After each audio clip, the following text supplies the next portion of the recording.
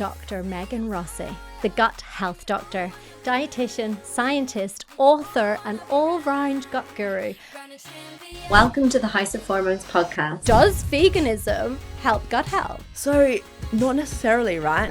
The vegan patties have got a lot of things like emulsifiers in it, which our team at King's has, investigated that might actually not be great for our gut in the kind of the longer term. How much protein do women need? Protein's important for things like our immune system. And again, when we go through the menopause, reducing things like estrogen actually can make our immune system a little bit more vulnerable. The chances of having depression within the 12 months following an antibiotic are raised by 40%. Too often people go on these very strict calorie fixation diets. They damage their gut metabolism. So then when they start to eat normal food because, hey, it's Christmas or whatever, they not only regain the weight they lost, they regain extra because they've damaged that. Don't forget to like and subscribe to the House of Hormones podcast. This episode is sponsored by My Blend. Dr. Rossi, is it Megan or Megan? Because I call you Dr. Megan, but I've heard other people call you Dr. Megan. Can you clarify? Look, I'm Australian. We spell Megan the wrong way, so it is Megan. And the way that Chris Evans tells everyone, which really does stick, is Megan the vegan. I'm not vegan though. I'm not vegan, but it just works. And he's like, okay, that makes sense to remember it, but then also it's going to confuse me if you come round to my house for dinner. It must be vegan. For gut health, you actually don't need to go vegan. Plants only. But anyway, I'm sure we'll cover that as we get on. Well, no, let's answer that now while we're talking about being vegan. Let's go straight into it. So does veganism help gut health? So not necessarily, right? And I think a lot of people that I see in clinic, you automatically assume because they hear that plants, which, the key element of plants is fiber, that feeds our gut microbiome. So if you are vegan, typically you are eating more plants. But actually, the new research around a lot of these ultra-processed foods, so like the vegan patties have got a lot of things like emulsifiers in it, which our team at King's has, investigated that might actually not be great for our gut in the kind of the longer term. Oh. So there's so many things coming to the forefront that makes us go, well, actually, yes, we know we should all be having a lot of plants, but we need to just be cautious of what else we're having on a vegan diet, as well as the fact that things like fermented dairy and oily fish have additional health benefits on our gut microbiome, which is those trillions of microbes, which, I'm obsessed with. It's game-changing, essentially, what it means to be human. You are obsessed with it, but you're also obsessed with some other stuff, which a lot of our listeners probably won't know, and I'm so excited to talk about that today. I want to start with, obviously we've started with being vegan, but I really want to start with something that I get asked every day. And I feel like I've seen a meme and it really rings true to me. Like, when you're actually sending them to everybody. Because I seen a meme and it said, I'm going to have to give up my full-time job just so I can make time in my life to fit in the amount of protein that I need. And I went, that's basically how I feel. Okay. And I know a lot of women in perimenopause, all they talk about is protein. How much protein do women need? And is it as important as it's made out to be for us? Look, so we know that protein absolutely is going to be a key nutrient, right? But it's certainly been brought back into vogue recently. And I think, again, there's always kind of the nuances when it comes to protein and the consequences why, I don't recommend people go obsessed or get obsessed with it, right? Because, it leads to things like more of these ultra processed foods, the protein shakes, the protein bars, which have got the sweeteners in it, which can actually, potentially, cause weight gain, which a lot of women through perimenopause is trying to avoid. So there's many things kind of attached to that. But we do know, like obviously not just for muscle mass, but, protein is important for things like our immune system. And again, when we go through the menopause, reducing things like estrogen actually can make our immune system a little bit more vulnerable, right? And that's why we think, men get that male flu or man flu, and it's like more severe than women, right? They always complain. Well, yeah. Is it? But we think actually it's because, estrogen does protect women to some extent. So actually when our estrogen starts to decline, then we might start to also get, man flu and feel the symptoms and be more sick, so to speak. So actually having, enough protein is really important for our immune system as well. But so in terms of, I guess, the recommendations, it's 0.8 grams per kilogram of body weight is typically what they recommend women have, right? Right. Historically, right? And if we look at like more of the more recent research, it's suggesting actually maybe that's probably the lower end. Maybe we should be, particularly as we go through, perimenopause and getting older, and therefore muscle breakdown is more frequent, than actually pushing more towards like the 1.2, maybe to 1.5 grams. So for our listeners, let's take, because people find that so confusing. Yeah. I'm 9 stone, right? How much protein should I be eating? We need to do the maths, right? Where's the calculator? I don't know, like kilograms. I've got one. But to me, I've now seen, I think I've calculated it, and not to be on the low end, but to be on the high end, I need to be eating 100 grams of protein per day. Does that sound about right? That sounds a little bit high. I wonder what equation you're using. I could have just upped it. Yeah. What's 9 stone in kilograms? Okay, 9. This has become a personal consultation. Let's work out how many grams of protein you should be getting. 57. Okay. 0.15. Yeah. So 57.2. So if you times that by 1.2 grams. So 50. So work out your weight in kilograms, times it by 1.2 grams, will equal essentially a bit of an idea of 68. Yeah, so so essentially about 70 70 grams of So I've protein. probably, but you said that was on the lower end. No, so 0.8 grams is kind of the lower end. Right. So you've put that up to 1.2. 1.2. Right. Yeah. Okay. So 1.2 multiplied by whatever your weight is in kilograms. And that's how much you need to be aiming for per day. Yeah. Now, of course, there's going to be individual, variation, right? Based on, how much exercise you're doing, if you're in the healthy body weight and those sorts of variances. But absolutely. So if we're thinking about 70 grams for you, so, protein is actually really quite easy to get, not just from animal foods, but also things like legumes are a really good source of protein. Chickpeas. Nuts and seeds. And obviously things like tofu, silken tofu, I always add to smoothies instead of having that kind of refined protein powders as well. And then another hack when we're thinking about protein, particularly as we age, is spreading it out. I was going to ask you about this. So I seen you speaking a couple of weeks ago with an incredible doctor, Dr. Ravina Banat, who's also been on our podcast. And she was like writing that down because you said spreading it out makes such a big difference. Tell us exactly why we should be doing that and how we should be doing that. Yeah. So, as I mentioned before, when we get older, our muscles break down a lot faster, right? So we have this anabolism, so there's a breakdown of muscle. Whereas we know that actually when we eat protein, actually at least, around 20 to 30 grams of protein. So it might be something like, a small chicken breast or, a cup of milk and a couple of eggs or something like that. So that amount of protein is thought to actually help rebuild muscle. So instead of just having like a really big, piece of meat or chicken or, loads of legumes in the evening, like a lot of people do that. They have all their protein at like one meal, and therefore they're not getting kind of that muscle stimulation effect that they could get if they spread it across your lunch and your breakfast as well. Wow. So if you're thinking you're 70 grams, so it might be, 25 breakfast, 25 lunch, 25 dinner, and you're done. So it's actually, quite easy to do, but it's just changing your mindset. So instead of having, that big, dinner, having more towards your lunch. That's so interesting. And we talk a lot about, at the House of Hormones, we talk a lot about Instagram and, influencers giving health hacks and, but women do love these health hacks. Yeah. And this is a great health hack from Dr. Rossi herself, Dr. Megan Rossi. But this is a brilliant health hack and people should use that, right? Yeah, like I said, it's an easy thing to get that habit of. It's just a quick change, no extra time or cost. Now, of course, it's not going to completely change how you physically look in terms of muscle mass.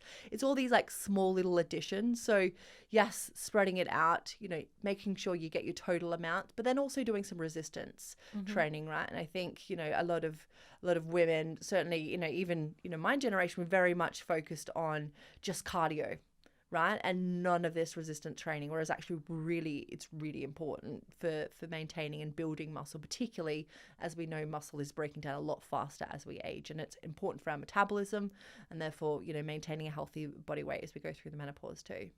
I think people often feel like they don't know where to start.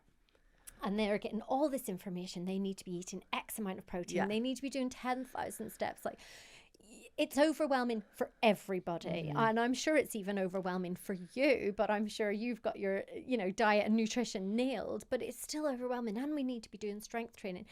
But I always say to people, instead of thinking about what to take out of your diet or what you need to do and all these different types of things, start with your diet and think about what you can add in, and keep it really simple. Like, if you're feeling overwhelmed with it, start with mastering one thing. Yeah. So that's a great thing for people to start with. If they want to start a journey with protein and they want to, start rectifying their nutrition, that's a great tip to start with, right? Yeah. Just try and spread your protein, get the amount, start thinking about how much is in. So how much protein is in one egg? Is it? Yeah, about 6 grams of protein. Right. So 3 eggs for your breakfast. Yeah.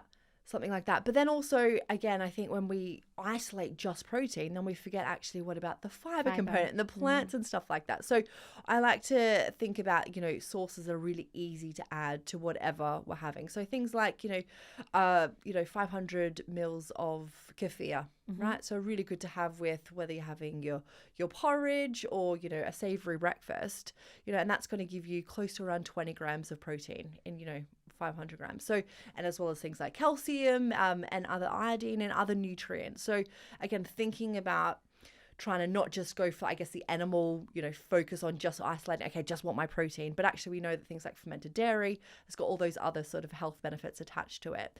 So that's something I would add into your breakfast to get in, to hit your 20 to 30 grams of protein at breakfast, right? Some kefir, really easy. Then at lunch, if you're having something on the go, it could be like a smoothie. Silken tofu, it's such a great source. It's got one of those little cartons, got about 20 grams of protein in it, and you can add it to a fruit and veggie smoothie, and it just makes it nice and creamy. Or if you're having a soup, add in some of that silken tofu, again, another 20 grams without having to have anything refined. And then, your dinner, you might have something like an oily fish, because we know that, yes, it's got the protein in it, but also you're going to get those omega-3s, which again is really important as we go through menopause. Anti-inflammatory, supports your immune system, gut health. So like to, again, think about the whole nutrition and what all different foods can offer, versus being like, I just want to get the kind of the protein and isolate that, because that's where people then go, oh look, it's easier just to have these supplements, and that just doesn't lead to long-term gains generally. And unfortunately, what we see over and over again with women is they always put themselves last. They will stand and cook, and I know, and I'm guilty of this, they will stand all day making lunches for the kids, dinner for this, dinner for... And yet when it comes to yourself, but do you know what? And I know this isn't an ad for your products, but I have to, I'm sorry, I have to bring them up. But Bio and Me, you have basically put that into practice. And I say this because I use your products, like your muesli. My daughter loves it. It's so easy. And I mix Greek yogurt in it for her breakfast. And the bars are so nice. You have kind of the kefir, you've kind of made it simple for us to have, if I have it from my lunch. And do you know what I mean? Because I have no other time to eat. It has become really simple. Yeah, I mean, thank you very much, firstly. But that's exactly why. I'm saying that because I genuinely am using it in our house. And it's great because it's becoming so much more readily available. You can get it in you're not having to go to a health food store to get this. And it is knocking other things off the shelves that probably shouldn't be there. And we shouldn't be feeding our children, and we shouldn't be feeding ourselves. Yeah, look, we've gotten amazing support from a lot of the big retailers, right? Because I think they have this obligation. They're like, wow, actually, a lot of the products we've been giving to people, have got loads of added sugar in it, emulsifiers, all these things. We're now going, maybe not great for us. So it's been amazing to be able to kind of get that distribution. But I mean, I'm a scientist through and through. I never wanted to get into this business world at all. Tough. You're in it now. But it's just, when you see these gaps in the market and, seeing people in clinic and being like, this is what you should do. And they're like, but I don't have time. I can't give up my job, right, to go and prep everything. So I learned, quite quickly on in my career from a clinical perspective that if you don't have something that's, easily accessible and, quite tasty, because people aren't going to have boring food on repeat, right? Then then actually they're not going to implement the strategies and have good gut health. So that's exactly, where biome's come from. And I know, like you're saying that because now you have become a celebrity doctor, and I know that's not a hat that like you love, but it's tough. It's the truth. But women love that because you are speaking from an honest, scientific, honest woman's point of view, mother, which is so important to so many mums now, because there's so many people that just don't have the education, and to be quite honest, it's really hard to understand. Like we're even sitting here breaking down the math for the protein, but that's, we're being real. Not everybody understands it or has time to. So it's great that women like you now do have the platform and you are using it. I'm sick of seeing people being shamed for things like that, or going, oh, but they're a celebrity and they've brought out no, you were a scientist first, and I love that you lead with that, because then it kind of, shushes but when we look at what we've been feeding our children for years, it's terrible. Yeah, look, and I mean, until you've become a mum, you kind of don't really realize how intense, having these kids, of the obligation nearly of like nourishing them. And certainly if I didn't have all, my degree and background and stuff like that, I would find this world so confusing. And like my eldest has just started at school, and the school lunches, like that has been one of the most stressful events this year, is just navigating that, because like looking at the ingredients of a lot of these school, I'm just like, literally every day there's a new headline around how ultra processed foods aren't great for us, poor outcomes, associated with so many chronic conditions, poor mental health. Yeah, it's like this blind eyes being turned to the fact that at schools, our little kids, like the 4-year-olds, are being fed ultra processed foods on the daily basis. I'm like, there's such this disconnect. So I've kind of gone through all the ingredients and been like, sorry, you can't have this. But where is Jamie Oliver when we need him? I mean, I've spoken to Jamie. Oliver, come back, go, get going. But I'm baffled by this too, because also, why are my children being given a dessert after every meal? It's not necessary. It's the option. You're letting 5-6-year-olds go, do you want fruit or do you want a piece of chocolate cake and custard? What do you think he's gonna choose? And I have to say, me and my husband have become really strict about ultra processed food. We've really been on a journey. Like we've really got one of those apps and we started chucking everything out of the cupboards. But I really noticed, not so much in my daughter, but in my son, a huge difference in his behavior after he eats his breakfast, depending on what he's had. Honestly, like I see it right in front of me. If we're on I know it's harder when you're on holiday, because you can't get your usual food, and also they're excited anyway, but his behavior, he's uncontrollable. If he's had like a bowl of sugary cereal or something. I mean, like we do have some pretty good science showing that how we nourish our brains, but also their little growing brains really can impact future health outcomes, as well as things like their mental health, let alone within the short term kind of activity and alertness and all that sort of stuff which they need. So I actually spoke to Jamie about it, and he's done amazing stuff, but there's just still so much further we can go with it. So I appreciate why people get really confused and overwhelmed. And I think we need to not always be so hard on ourselves as parents, right? Because it is a really hard journey, but just thinking about those quick wins and trying to, where we can, educate our kids that they have this little community, this little pet inside their gut, right? And if they nourish it, even with foods that they might not like the taste buds might not like the broccoli, but that little pet does, and that little pet will then look after them if they eat their broccoli. Like those sorts of stories. I love that. And that would actually really resonate and work on my children. Yeah, it depends what age group, right? That imagery would really work. Yeah. What's amazing for me as a mother is watching how easy it is to teach children stuff. Yeah. We've grown up conditioned to so many different things as women, but also everybody. Yeah. And we've learned, like, unlearning things is really difficult. Yeah. Unlearning habits is really difficult. But with children, they believe everything that you tell them. So it's actually really easy to teach them the right way. And what you've just said, like a little, pet inside, that my son would love that, and I'm Yeah. going to go home and teach him that. Yeah. We've kind of gone off on a tangent about children, but it's so important, and all of our most of our community are women, and so a lot of them are mothers, and it's, you know, this applies to everybody, not just children, but it is crazy to think that in schools we're feeding them X, Y, and Z, and then expecting them to pay attention in class. It's not going to happen. Yeah. So what do? Do you make packed lunches, or do you let them have school dinners? It's been a journey. So we started with the packed lunches, and then I kept checking in, because I think the worst thing is...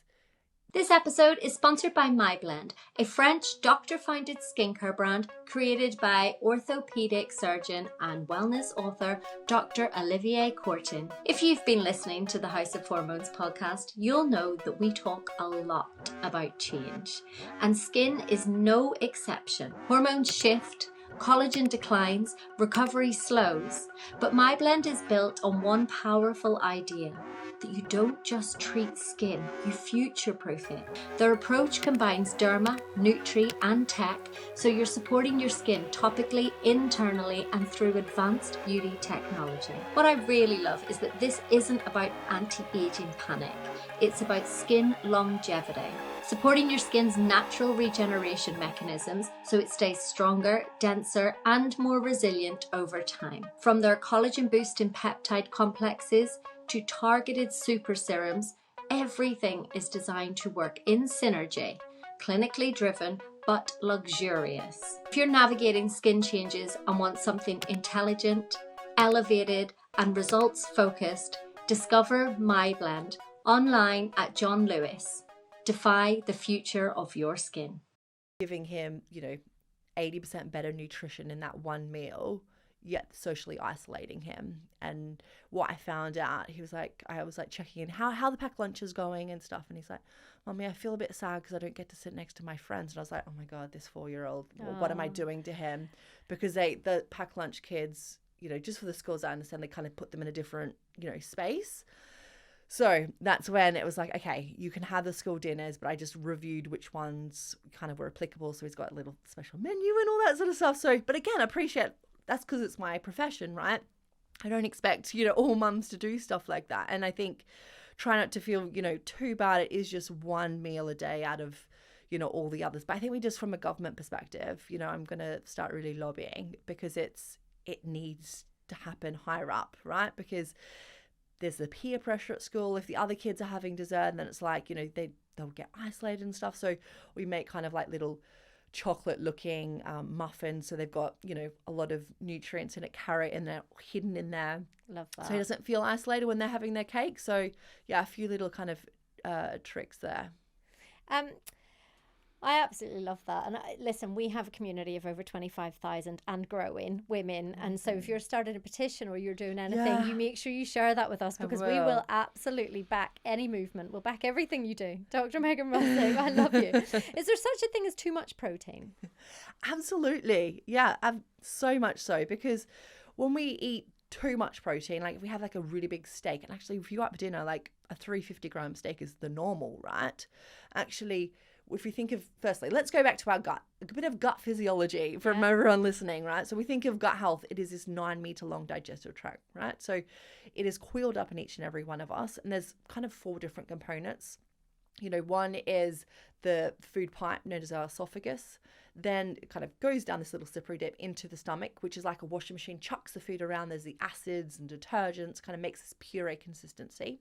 Then it makes its way onto the third section called the small intestine. Now, that part of the gut is where most of our protein is broken down to these little kind of chemicals known as amino acids, and they get from our gut into our blood system to go and, feed our muscles and our immune system, all that sort of stuff. But anything that doesn't get digested in that small intestine makes its way into the last part called the large intestine. Now, in the large intestine is where we have most of our gut microbiome, right? So most of the bacteria live there. So anything that dumps in there, the bacteria then start to eat. So if we overconsume the protein, have a really big steak, then actually, our body's not, our small intestine kind of gets overwhelmed in terms of the ability to digest all that. It gets into the large intestine. The bacteria ferment it and produce some potentially kind of, bad or potentially toxic metabolites associated with things like bowel cancer and stuff. So absolutely, we can have too much. And in fact, in my PhD, we looked at this ratio, right? So it's a protein to fiber ratio. So if you're having loads of protein, you really actually should up your fiber, because the reason that fiber is so great is that through the small intestine, we can't digest it. Human cells can't digest it. So it's essentially malabsorbed. It gets into the large intestine. And unlike protein, which is not great for the bacteria to eat, bacteria love fiber, and they produce all these amazing anti-inflammatory chemicals. Some of them are thought to pass the blood-brain barrier, strengthen our gut lining, do so much cool stuff. So if we're having more protein, we up the fiber, and then the bacteria prefer to eat the fiber instead of the protein. So essentially, that bit of maths that we just did there with protein, it shouldn't stop there. So for women and everybody, realistically, if you're going to do that calculation, it needs to go hand in hand with your protein or your fiber calculation. So figure out what you weigh in kg, multiply that by 1.2, there's your protein. And then what would the math be for the fiber? Yeah, so we generally say everyone should be having at least 30 grams a day. Now, the latest guidelines in terms of what people are actually having came out recently, and it's more around like your 16 grams, right? So we're really undernourishing, under-fertilizing this community that we know is, doing things like regulating our hormones and helping our mood and all of that sort of stuff. So I think the first step without overwhelming people is just get to your 30 grams, right? And then we see that, there is these clinical trials, really robust trials that shows that 50 grams of fiber a day has actually been shown to help with clinically diagnosed depression. Wow. And again, it's not from a fiber supplement, it's from your whole foods. So I think it's, quite important to think about your sources of fiber and everyone being aware of that. I'm not going to put you on the spot, but there are the Super Six. Do you remember what the Super Six are? 6 different plant-based food groups. I do, but don't put me on the spot. But I do know them. I do know them. So you have your whole grains, so things like your oats and your quinoa and your wheat. Then you've got your fruit, your veggies, your nuts and your seeds, your legumes, so things like your chickpeas and butter beans, and then your herbs and your spices. The herbs and the spices is always the one I forget because you don't realise. Yeah, but they're a really good source and like black pepper. Yeah, good source of these, not necessarily the fibers, but these other things in plants called phytochemicals. So what I recommend people do is literally write a list of that Super Six, write them down on your fridge, and then stick it on the fridge, and then at about 3 o'clock in the day, think, okay, have I had something from the Super Six? Because not only are they delivering that fiber, but each category provides different fibers, right? So not to overwhelm people in terms of, oh my God, another thing to think about. But when we think, and that's why fiber supplements don't give us the same health outcomes as fiber from plants, because, there's not just one type of fiber, there's close to 100 different types, right? So each category of those Super Six provides our microbiome with different fertilizers. So at 3 o'clock, check, have I had something from each category? If not, chuck a can of mixed beans and whatever you're having for dinner, or add some, a handful of nuts to whatever you're having. So trying to hit that Super Six. And I think most people who are hitting the Super Six are definitely going to get at least their 30 grams of fiber. So they don't need to count and be like, okay, for breakfast I had 5 grams, count it up. It's much easier just to think, okay, Super Six, have I had something? If I have, then likely you'll be hitting your fiber goals. Can you give me, just to simplify that, can you give me a quick example? I'll give you a quick example of something I would have. I don't have breakfast, which don't shout at me, but I have I have like a brunch. I'm more of a brunchy person. I'm not a morning person.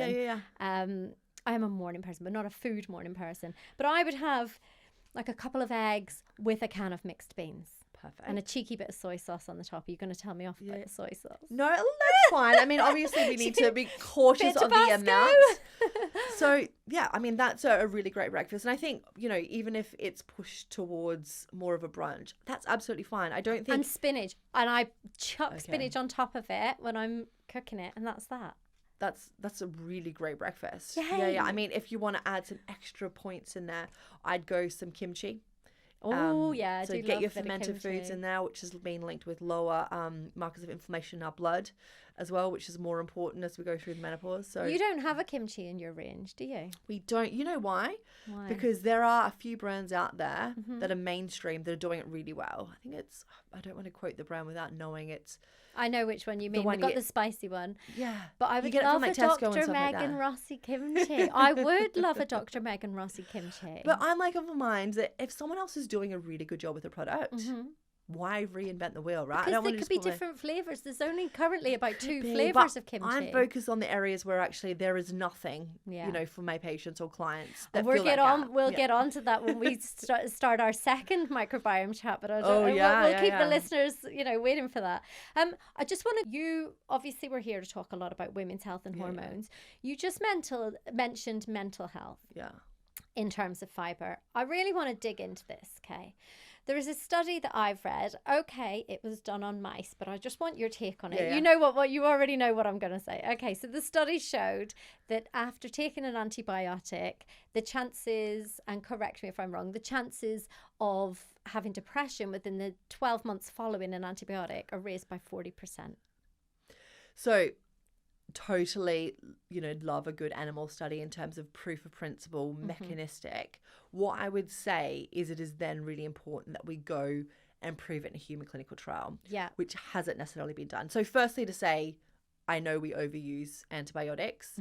I think there's 36 million antibiotic scripts, you know, dispensed every year in the UK, which is wild. If used correctly, they can be life-saving, super important. But yes, we are over, you know, prescribing that moment. My husband's an NHS GP, so I always ask him, and he's like, yeah, a lot of patients like demand it. And I'm like, even if, you know, he's like, it's not going to help you, they demand it. And anyway, spoken about, he's not going to dispense it. But I think a lot of because do. the thing is, for women, it can be, there are some things like UTIs, for example, that there's not, that you have to take an antibiotic. But for women, the connection between hormones and mental health and anxiety and mood is huge. And Yeah. it's crazy because actually, whether it's perimenopause, whether it's postnatal depression, you know, the studies that haven't really been done but are being done now, and some that you've spoken about before, the link between gut health and hormones and depression and women, it's so sad to me. Yeah. No, absolutely. I mean, this whole gut-brain connection is a legitimate, real thing. So mechanistically, it makes sense if you overdo on the antibiotics that, you know, potentially can have a negative impact on our mental health. And we know that certainly we do have the studies to show that you're a threefold increased risk of getting things like IBS, irritable bowel syndrome, which is, you know, there's a lot of mental health links with that as well, following, you know, multiple courses of antibiotics. So we know they're not great. And yeah, I mean, it goes without saying in terms of, I'm sure it's going to impact hormones and things like that. So we do need to be really careful of how much we're relying on them. And of course, you know, that brings in the vaginal microbiome, doesn't it, in terms of women's health issues. And I think it's one of the leading causes of why women's kind of intake of antibiotics is often much higher than males because of the vagina. And that's one of the reasons you're here today, because I know obviously you're known as, you know, the gut microbiome queen, but you're fast becoming the vaginal microbiome queen, which is your new crown to wear. But not many people know about that, and I've heard you talk in depth about this, and I am so excited with the research that you talk about. I'm so excited with the clinical trials that you've done with your products. I'm so excited how you talk about this. But for anybody that doesn't even know what the vaginal microbiome is, take us to school, like take us back to the start. Yeah, I mean, you know, everyone's starting to hear we've got a gut microbiome, right? And in terms of, I guess, the amount of bacteria and other microbes in there, so it's not just bacteria, we've got like fungi such as yeast and viruses, even some parasites, right, which synergistically actually work together. So even though we're scared of so many of them because of things like, you know, COVID and stuff, actually a lot of them, if we look after them in our gut, they will look after us. So this community of our gut microbes is the most, you know, biggest in terms of, I guess, the number of bacteria, as well as the most studied. But of course, other niches are coming to the forefront, like our oral microbiome. We've got a skin microbiome, and of course, we've got a vaginal microbiome, and males have a testicular microbiome.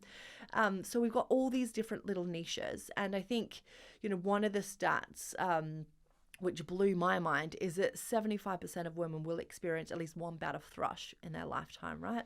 And that, you know, the main mechanism is a disruption of their vaginal microbiome. I mean, that stat doesn't blow my mind. I think it's not talked about. Yeah. I think the conversations are not had unless you're in a girls' group chat, which is exactly what the House of Hormones is about. It's about normalizing conversations, not throwing things in your face. We're not saying in the workplace you need to run around and tell everyone you've got thrush. That's not what normalizing is. Yeah, I but love that. It should. We should be. That's 70-something%, and women are 51% of the population, right? So if we worked out those maths, we won't. I won't get my calculator back out. But that's something that basically nearly every woman is suffering with, yet we don't really talk about it. Absolutely, at all. And the only thing that was currently on the market was a cream, or you know what I mean? Yeah. And then in terms of like relapse rates, right? And I think that's what really gets women, is that a lot of women get stuck, like, you know, 40+% of women get stuck in this ongoing relapse. So then more antifungals, you know, cures it, you know, kills it off for a couple of months, then they get it again. And, you know, that can imagine what that's doing to things like their vaginal microbiome, but also, you know, whole body effects.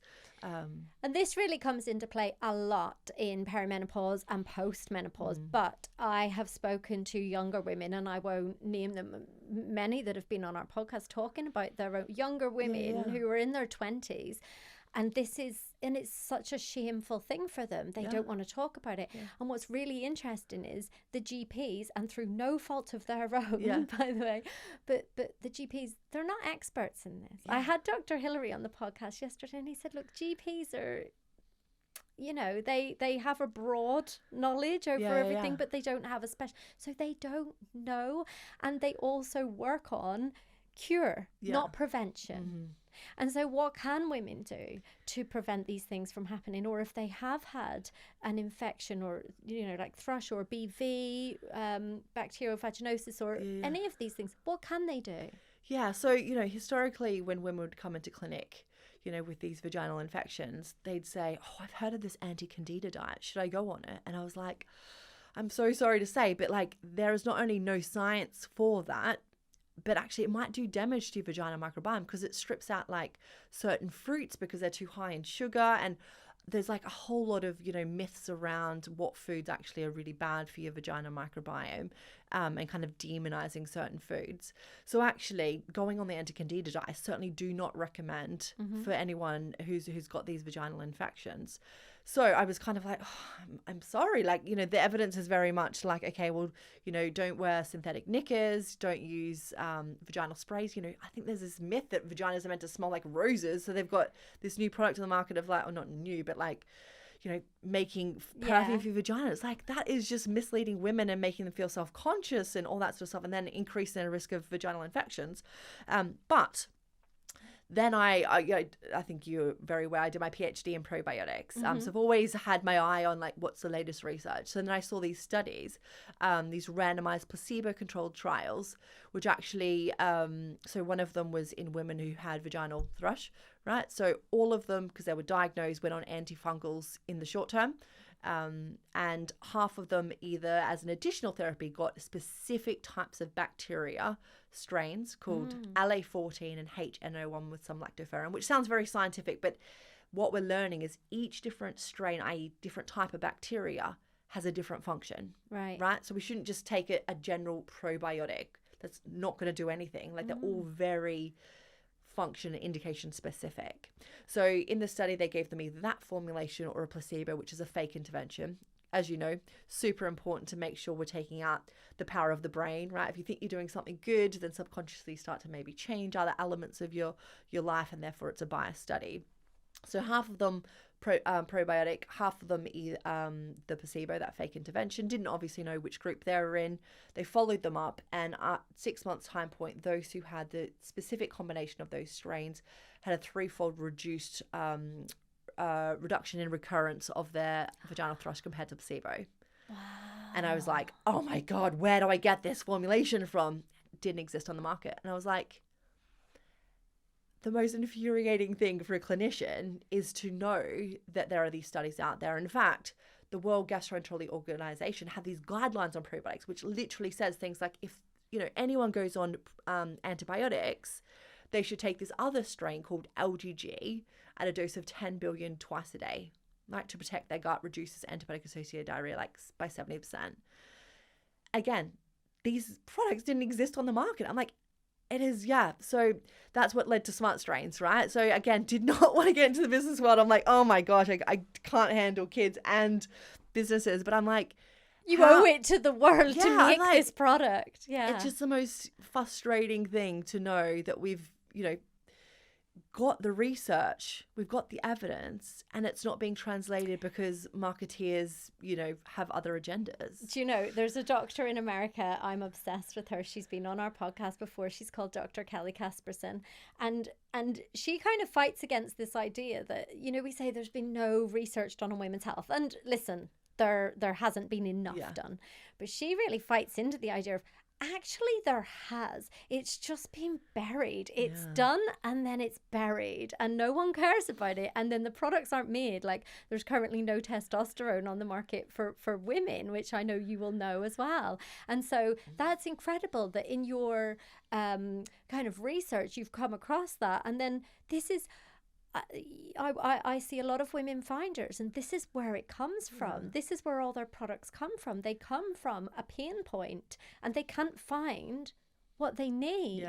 And it genuinely, just like you, I see so many women, I didn't mean to start a business in that field. However, it kind of felt like I had to. No. The biggest thing I hear from women is, I don't know who to trust. There's so much noise, conflicting advice, and constant marketing telling us that this product will fix everything. That's exactly why we built the House of Hormones differently. We don't just bring anyone onto this podcast to chat and educate you guys. We research, we vet, we do the hard work so you don't have to.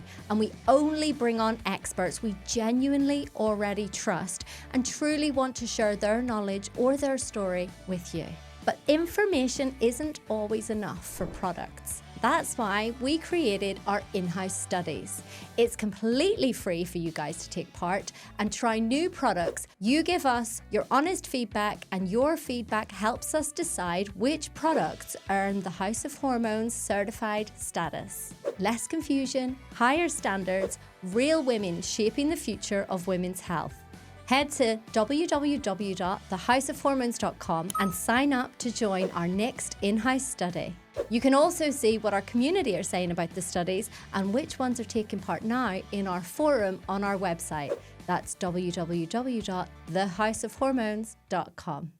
Absolutely. And there's some really interesting studies out there that's showing that women founders are like, high percentage is due to like personal experience and exactly that pain point, whereas male founders, it's more of they just wanted to get in the business world, they're entrepreneurs through and through. And it's so fascinating, the gender split, not to be gender biased, but I'm like, the study's been done and it rings true to a lot of female founders that I know as well. This is why the House of Hormones lives on. Because, I started the House of Hormones because I couldn't find easy going, easy to understand education on hormonal health. And when you think about it, there's the one side where there's doctors and, with your scientific hat on, you could sit and talk all day. But normal women like me, I know I'm a psychologist, but I can't understand all. So how do we dull it down and take the information and explain? Like we always, at the House of Hormones, we always say, if we're trying to explain, the cycle to a woman, we'll be like,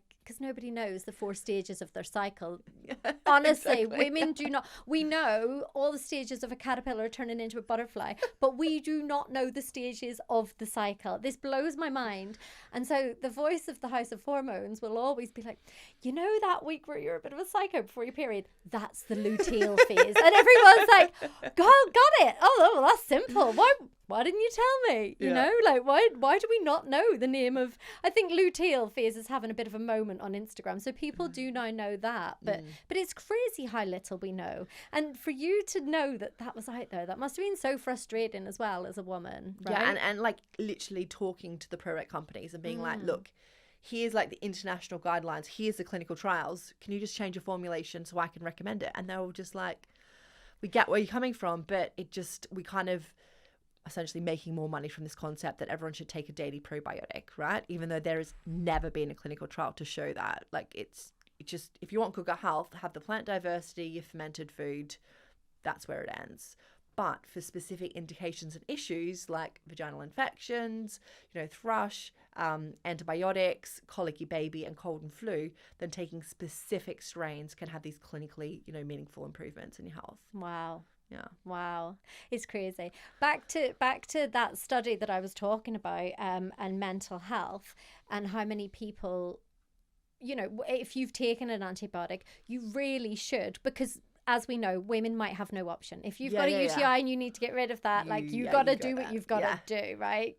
Go get your antibiotic. No one's judging anybody. However, what can women do immediately to support that, and what should they be doing? Because we know that women suffer so badly anyway with their hormones and mental health, and we know there's a huge link there. The guidelines recommend you have that specific strain of bacteria, LGG, during your antibiotics, right? So not after your antibiotics, during your antibiotics, to protect the gut. Because as I alluded to, 1 in 3 people have antibiotic-associated diarrhea, right? And that just changes your gut microbiome. That's a real strong example of how it's all dysbiotic and things can overgrow and all that sort of stuff. And I think often that is one of the leading causes of why people stop their antibiotics early, which then gives rise to antibiotic resistance, which we know is quite a serious public health issue, where actually antibiotics are becoming less effective at getting rid of these really serious conditions, because the microbes are so intelligent. They actually learn, if you don't completely kill them off, they learn how to overcome those antibiotics. So they're wildly smart. So we need to make sure we finish our course. So then after your antibiotics, after taking that specific LGG strain of bacteria, 10 billion doses twice a day, very, therapeutic, but that's essentially the way we need to use them, as I mentioned. Then it's all about refertilizing your microbiome, right? So you want to think, okay, so it probably hasn't completely killed off different strains, but there's some of them are very, very, on their last legs. Again, depending on the type and the duration and the course, etc. So you want to think about getting that fertilizer from those super six. Right. So that's when it's really important to back be like, to the fridge. Back to the fridge. Tick it off. Fridge. Yep. And even if you can add some fermented foods in there, it doesn't need to be the funky ferments like kimchi. You and have a sauerkraut. printable version of this, like a free download on your website. So everyone should head to, what's the website? theguthealthdoctor.com. And there's a free downloadable. Yeah. Just print it off, The guys. Super 6, yeah. Screenshot it. Yeah. Save it as your screensaver. Yeah. Honestly, Why not?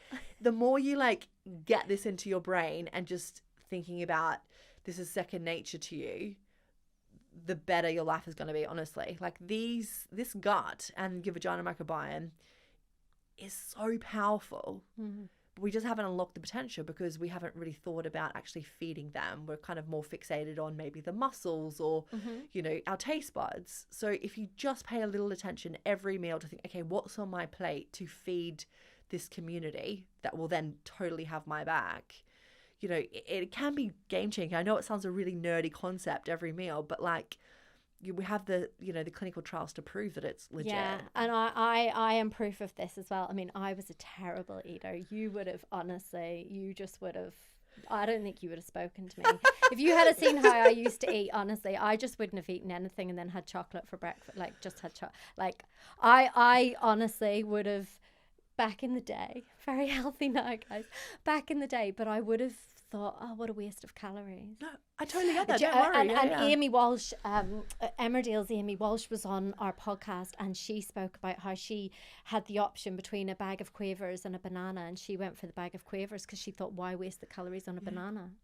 I understand that. Because it's the it marketing. used to be skinny, and it was all about weight with girls. Now it's all about strong over skinny, and gut microbiome and vaginal microbiome. But also, what I think is really important about that calorie fixation debate, right, is that so many women I see in clinic who've been on this calorie fixation counting process, what happens is they do things exactly as you say. They choose the ultra processed version if it's matched for calories to the whole food version, not knowing that a banana's got, the prebiotics in it, things like your magnesium and a whole lot of other really good nutrients, which actually nourish your gut metabolism connection. So, obviously we speak about the gut-brain connection. Our gut microbes also impact our weight, right? Yeah. They actually stimulate the hormone of appetite, kind of regulating hormones. So too often people go on these very strict calorie fixation diets. They damage their gut metabolism axis. So then when they start to eat normal food because, hey, it's Christmas or whatever, they not only regain the weight they lost, they regain extra because they've damaged that. So I think the calorie thing doesn't necessarily just make you skin, maybe in the short term, but actually you'll end up putting on the weight. If you just from the get-go think about nourishing your gut metabolism connection, you can achieve your, whatever kind of dress size you feel good in, right? By focusing on that without having to do this counting. And we speak so much about, trying to tell women, look, you need to advocate for yourself. And a lot of people don't understand what that means. And I always say to them, start with your nutrition. Advocating for yourself doesn't mean going in and shouting loud so your GP hears you or shouting at people to get heard. It means actually educating yourself by listening to our podcast, but also like educate yourself. Because, for example, we've spoken today about how the gut can affect your mental health, how taking antibiotics can then affect the gut, which then can affect your mental health. All of these things are linked. So what I was doing was, by not eating correctly and not giving my body the right nutrients was affecting my mental health. Yeah. And we know that women struggle throughout the month. It's quite a normal and talked about thing that, in our luteal phase, we all struggle a little bit and, our mental health shifts. But then when we start talking about perimenopause and the shifts that happen there, it is crazy. And if you haven't fixed your nutrition, it's really going to impact your mental health. So that's the first thing to fix, right? Yeah, 100%, right? I think it's, if you can, really focusing as you are about to enter, perimenopause, because... And I have to stop you there because people think that is so far off for them. Girls, it can start... very normally starts around 35. Yeah. Just, some symptoms, and the first symptoms normally are mental health symptoms, anxiety, driving anxiety, things that people would never even expect. Yeah. And there's studies out there in terms of women who have legumes and oily fish on the daily, actually they experience, or they have a delayed natural menopause by around 4 years. Wow. Right. So again, delaying, is a beneficial thing. So think even in your 30s, early 30s, you should really start to be thinking about your gut health and your nutrition. And one of the key mechanisms I think is a very exciting, discovery is that within our gut microbiome, we've got another group of bacteria called the estrobolome. Right. So the estrobolome is just another fancy word. You can share it with your girlfriends on the WhatsApp app and be like, how's your estrobolome? But essentially it's these group of bacteria that turn dead estrogen or inactive estrogen back to active estrogen and gets it back into your blood. So if you think of estrogen, used in our body and then it, gets old, gets dumped into the gut, usually, without the right bacteria, we would poop it out. But the estrobolome can turn it from that inactive state, instead of it getting pooped out, to active, that gets back into our blood, which obviously, as our body naturally produces less, we really need to rely on the estrobolome to recycle it. So looking after your gut is particularly important, as we enter that phase. Again, it just shows how everything comes back around, because estrogen's so good for our hair, our nails. It's so good for, beauty reasons. Yeah, and I think if women, unfortunately, we've been so conditioned to focus a lot on beauty and things like that. But fine, if that's what it takes, if we need to focus on that, so your gut will help beauty. So forget about Botox and makeup and focus on your gut again, because it will help those things. Elements. No, right? I 100% your agree. hair, your like nails. People don't necessarily want to talk about, aesthetic. We all want to look good, but that's a really important reason. And I think a lot of people, if they want to focus on that, great. But let's be honest, we've got the science to highlight that, from smelling better, our microbiome can help with that. Wow. And therefore we smell more attractive, because we got the bacteria in our skin and they're actually play a key role in our sweat production and therefore our general scent. Wow. So there's been some really cool studies showing that if you have a very gut-loving diet, then your scent is actually more attractive than if you have quite an ultra-processed high-meat diet. So that sort of thing. And then, things like the gut-skin connection. Everyone wants that glowy skin. We know that with that skin microbiome, also thought to have a really important role in things like, our wrinkle development and stuff like that. So if you nourish the gut, again, potentially could improve things like your, the physical appearance, and then obviously the mental health. So it's like, if you're in a better mental place, you look more confident, and that's often attractive sign. So there's so many things, right? So smelling, looking, but also how we're acting that dictate how attractive a person is, right? And that all can be impacted by a gut microbiome. I love this. Protect your microbiome, ladies. It is better than Botox or makeup.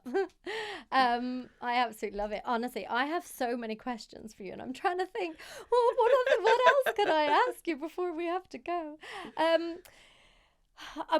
wanted to ask you a little bit about cycles before we go into something else that I have planned for you. So, of course, we're talking about the gut microbiome, and we can talk about, and this is what it does. Now let's throw in women because, as we know, there has been research done, but there hasn't been enough research done, and often that's because of women's cycles. We are harder to research, therefore research is more expensive. So that's all understandable.